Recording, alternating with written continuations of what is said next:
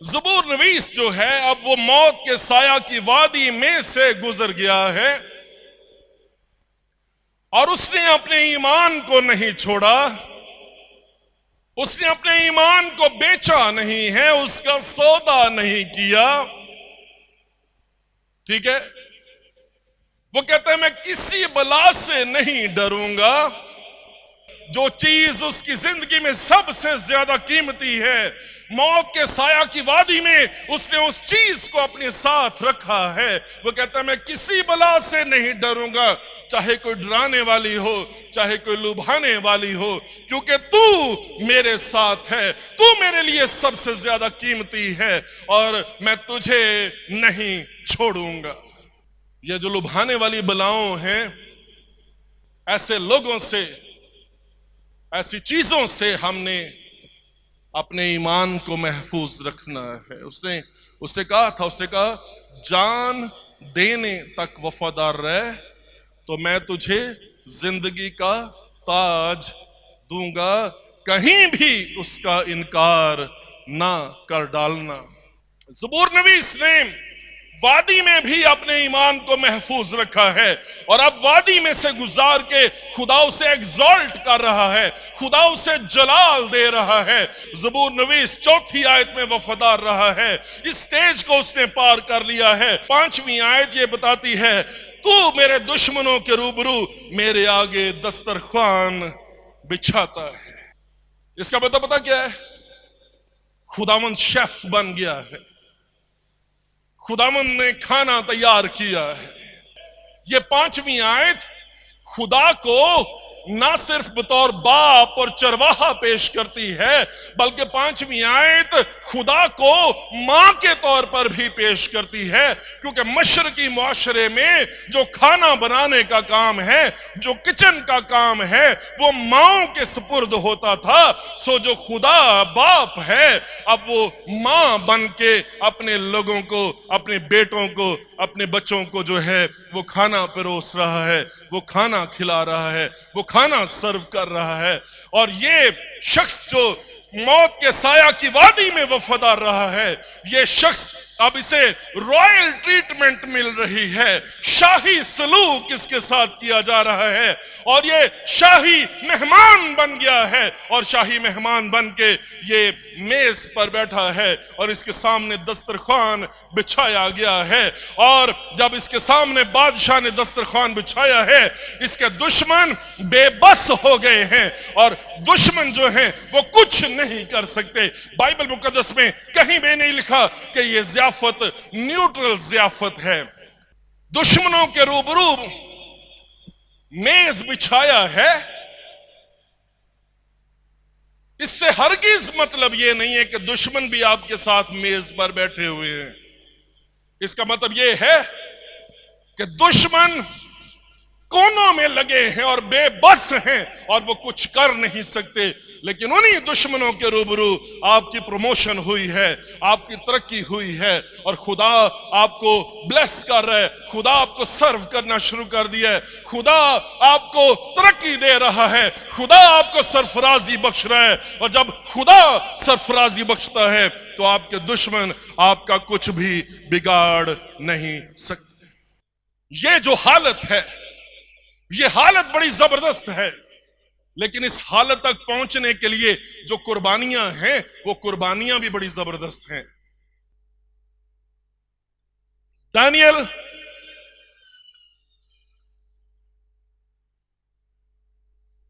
اس کا پہلا باب دیکھیں. دانیل اور صدرک اور میثک اور عبدنجو یہ چار نوجوان ہیں اور یہ چاروں نوجوان بابل کے صوبہ میں پہنچائے گئے ہیں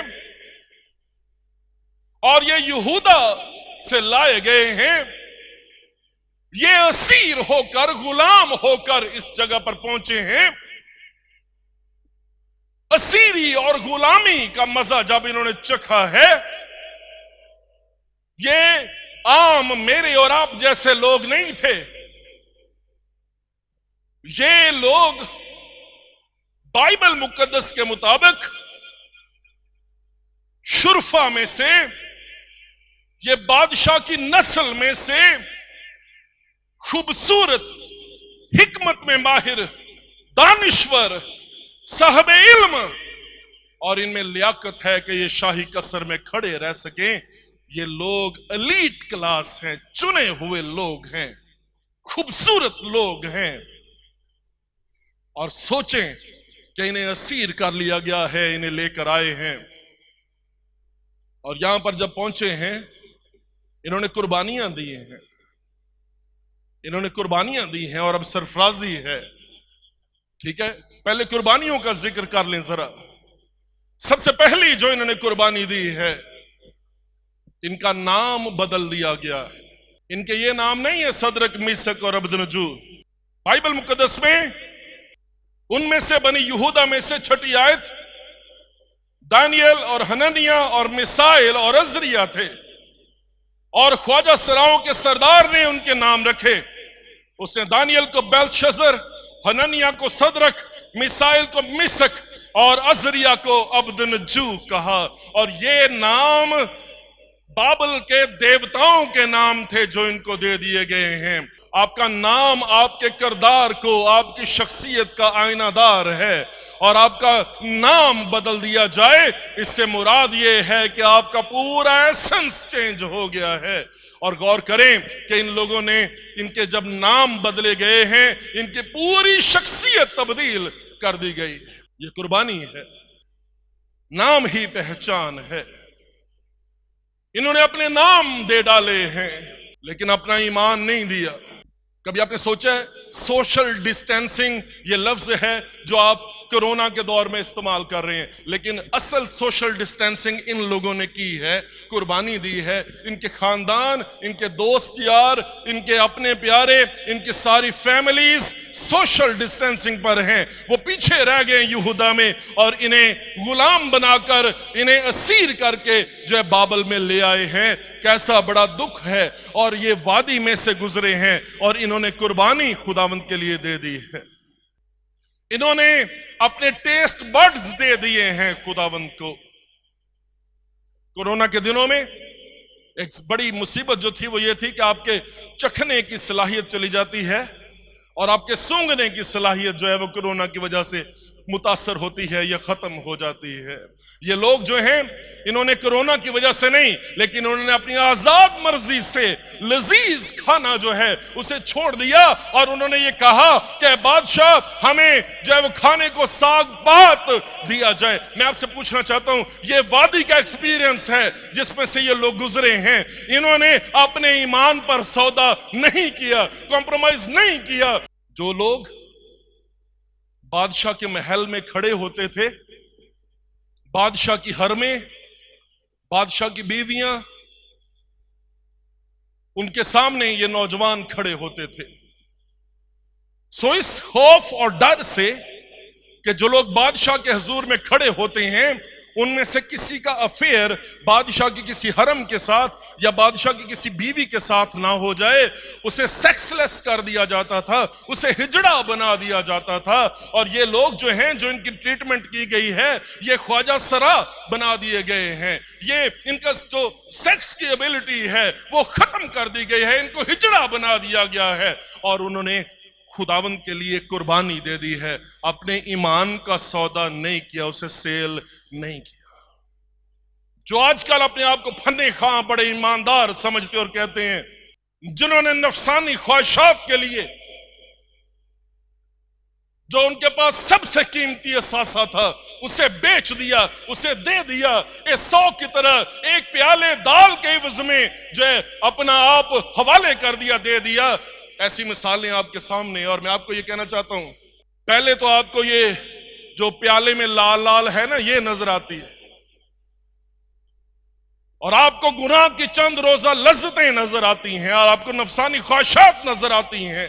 बाइबल मुकद्दस को पढ़ें, आपको 17वीं आयत मिलती है, तब खुदा ने उन चारों जवानों को मार्फत और हर तरह की हिकमत और इल्म में महारत बख्शी, और दानियल हर तरह की रोया और ख्वाब में साहबे फहम था। ये सरफराजी, ये इकबाल मंदी, ये कुर्बानी के बाद आती है। ہم قربانی نہیں دینا چاہتے، ہم سرفرازی اور اقبال مندی حاصل کرنا چاہتے ہیں۔ میری بات سنیں دھیان سے، مذبے پر قربانی ہوگی تو آسمان سے آگ جو ہے وہ اترتی ہے۔ اگر مذبح خالی ہو اور آپ خدا سے یہ کہیں کہ تو آگ برسا دے، نہیں ہو سکتا۔ جیسے جیسے آپ عمر میں بڑھتے جاتے ہیں، آپ کی پہچان یسوع مسیح کے ساتھ نہ ہو، آپ کرپشن میں بڑھتے جاتے ہیں، آپ گناہ کے ساتھ کھیلنے میں مہارت حاصل کرتے چلے جاتے ہیں۔ اور جو خداوند یسوع مسیح کی قیمت کو جانتا ہے، جو یسوع مسیح کی پہچان کو حاصل کیے ہوئے ہے، وہ اپنا سب کچھ دے ڈالتا ہے، لیکن خداوند یسوع مسیح پر سودا نہیں کرتا۔ بائبل کو پڑھیں، ان لوگوں نے سب کچھ دے دیا ہے، سودا نہیں کیا، برکت اور سرفرازی ملی، فیتیاں لگی، ترقی ہوئی ہے۔ اور میں آپ کو کہنا چاہتا ہوں نوجوانوں، میری بات سنو، آپ ہر طرح سے ڈپرائیوڈ ہو، آپ ہر طرح سے پیچھے سمجھتے ہو اپنے آپ کو، میں آپ کو کہنا چاہتا ہوں ایک طریقہ ہے کہ آپ سر بن جائیں اور دم نہیں، آپ لیڈ کریں اور سب سے آگے جائیں۔ ایک طریقہ ہے کہ آپ سب سے زیادہ سرفراز اور اقبال مند ہو جائیں، اور وہ طریقہ پتہ کیا ہے؟ یسوع مسیح کو لپٹ جائیں، یسوع مسیح سے چمٹ جائیں۔ خداوند یسوع مسیح آپ کو برکت دے گا، یسوع مسیح آپ کو بلیس کرے گا، آپ کو زمین پر سے اٹھائے گا، آپ کو آسمان کی بلندیوں تک لے جائے گا، اور آپ کو کبھی اکیلا نہیں چھوڑے گا، آپ سے کبھی دستبردار نہیں ہوگا۔ آدمی کچھ نہیں پا سکتا اگر اسے آسمان سے نہ دیا جائے، آمین۔ اور وہ جو سب کو دیتا ہے، اگر ہم اس سے مانگنا شروع کر دیں، جس کی ساری دنیا محتاج ہے، تو کسی چیز کی، کسی بات کی کمی نہیں ہے۔ برکتوں کا منبع، برکتوں کا سرچشمہ زندہ خدا کا اکلوتا بیٹا یسوع مسیح ہے، آمین۔ آگے چلیں، خداوند نے سرفراز کیا، خداوند نے برکت دی۔ دوسرا باب دیکھیں میرے ساتھ مل کر، دوسرے باب میں ان سب پر موت کا حکم ہو گیا۔ بابل کے جتنے حکیم، جتنے پڑھے لکھے، جتنے دانشور، سب کو ہلاک کر دیا جائے اور ان کے گھر مزبلہ بن جائیں۔ ان میں سے یہ چاروں لوگ خداوند کے ساتھ چلتے رہے، اور یہ جو دنیا کی واحد سپر پاور ہے، اس کے بارے میں اس کا بادشاہ جو ہے وہ 46ویں آیت میں کہتا ہے، تب نبوکت نظر بادشاہ نے منہ کے بل گر کر دانیل کو سجدہ کیا اور حکم دیا کہ اسے ہدیہ دیں اور اس کے سامنے بخور جلائیں۔ کہ اس سے پہلے موت کے سایہ کی وادی میں سے یہ لوگ گزرے ہیں، ان پر موت کی سزا کا حکم ہو چکا تھا، لیکن اب بادشاہ نے دانیل سے کہا، فی الحقیقت تیرا خدا معبودوں کا معبود اور بادشاہوں کا خداوند اور بھیدوں کا کھولنے والا ہے، کیونکہ تو اس راز کو کھول سکا۔ تب بادشاہ نے دانیل کو سرفراز کیا اور اسے بہت سے بڑے بڑے تحفے عطا کیے، اور اس کو صوبہ بابل کہ تمام صوبے پر فرما روائی بخشی اور بادشاہ کے تمام حکیموں پر حکمرانی عنایت کی۔ تب دانیل نے بادشاہ سے درخواست کی اور اس نے صدرک اور میشک اور عبدنجو کو بابل کے صوبہ کی کارپردازی پر مقرر کیا، لیکن دانیل بادشاہ کے حضور میں رہا۔ کیسی سرفرازی ہے جب دسترخوان بچھتے ہیں اور بادشاہ آپ کو سرو کرنے لگتا ہے، اور فخر یہ نہیں ہے کہ بادشاہ سرو کر رہا ہے، فخر یہ ہے کہ جو بادشاہوں کا بادشاہ ہے وہ سرو کر رہا ہے، وہ سرفرازی دے رہا ہے، وہ برکت دے رہا ہے۔ اور میں آپ کو یہ کہنا چاہتا ہوں، سنیں دھیان سے، جو ان کے سائلنٹ ایئرز ہیں، جو خاموشی کے سال ہیں، وہ کسی نے نہیں دیکھے۔ ان کے جو سائلنٹ ایئرز ہیں، یہ سال، یہ ذکر جو ہیں، یہ پہلے باب میں ملتا ہے، جہاں پہ سوشلی اپنے خاندانوں سے دور ہو گئے ہیں، جہاں پہ سوشل ڈسٹینسنگ ان کی زندگی میں آ گئی ہے، جہاں پہ ان کی سیکسول لائف ختم ہو گئی ہے، جہاں پہ ان کے نام تبدیل کر دیے گئے ہیں، جہاں پہ انہوں نے اپنے ٹیسٹ بڈز کو مذبح پر، قربان گاہ پر رکھ دیا ہے۔ اور اب جب اوپر خداوند نے آگ نازل کی ہے تو اس آگ کے ساتھ اقبال مندی اور سرفرازی ہے۔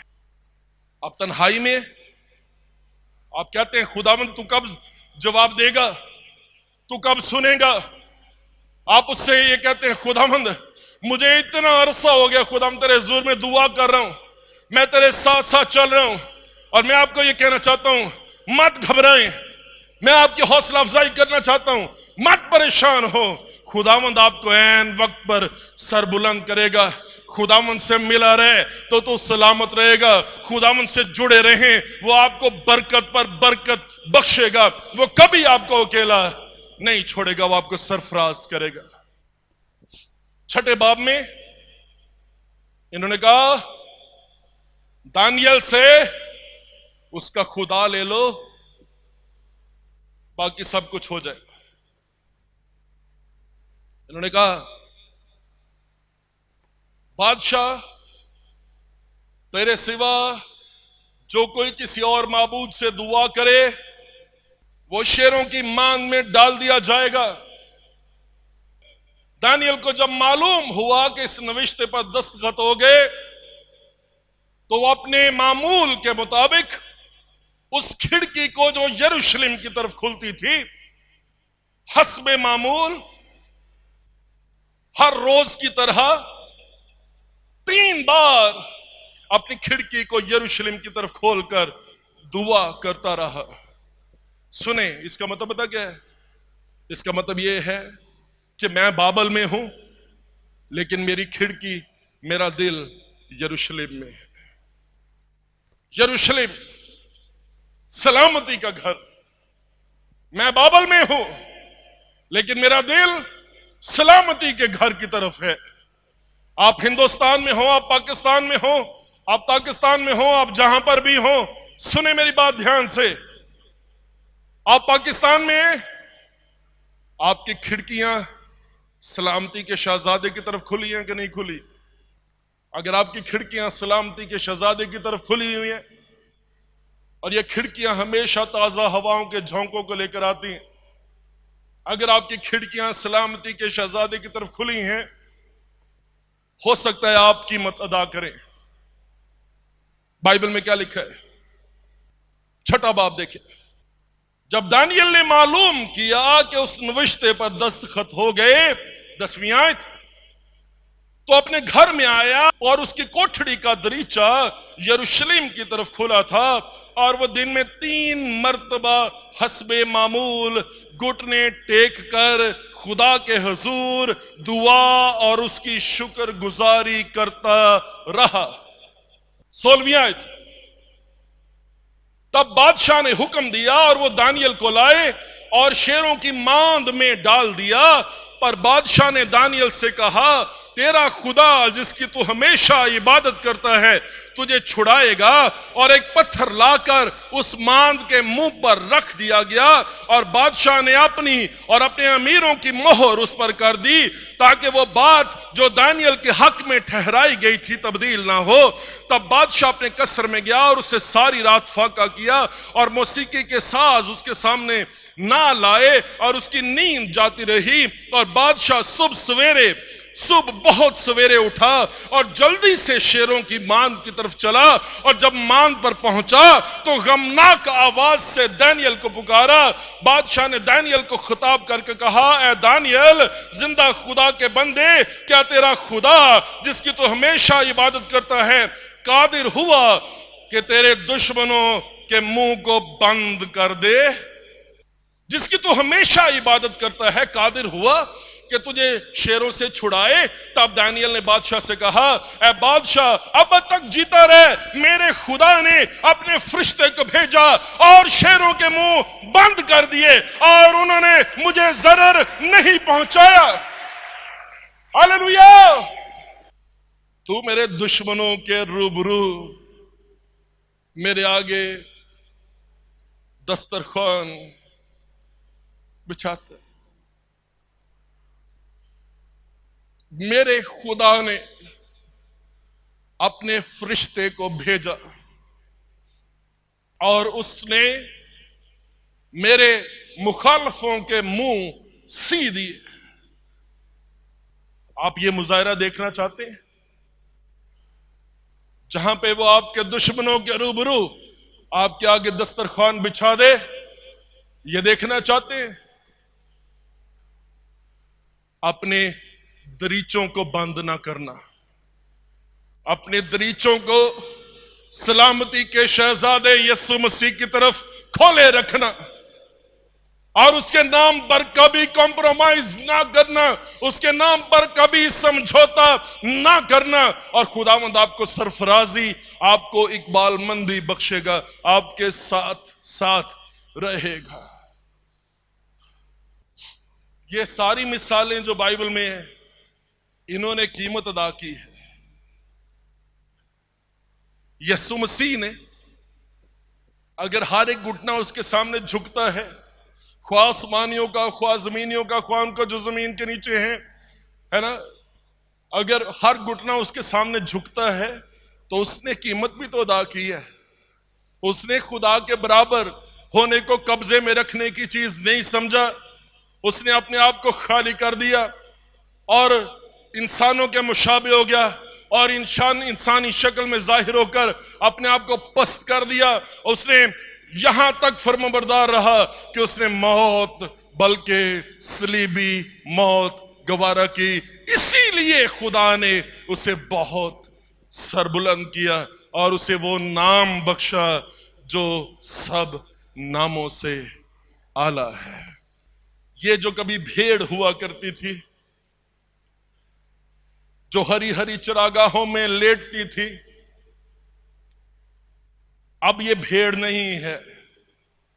میں نے اپنی زندگی میں کسی بھیڑ کو دسترخوان پر بیٹھے ہوئے نہیں دیکھا، اور یہ جو پہلے بھیڑ تھی اب وہ سورما ہے نا، موت کے سایہ کی وادی نے اسے تبدیل کر دیا ہے، اور اب یہ بھیڑ کی بجائے اب یہ زبردست خوبصورت جنگی گھوڑا بن چکا ہے۔ اب یہ زبردست سورما بن چکا ہے، اور اب یہ سورما بن کر اس میز پر خداوند کے ساتھ رفاقت میں موجود ہے، اور دشمن بے بس ہیں اور وہ کچھ کر نہیں سکتے۔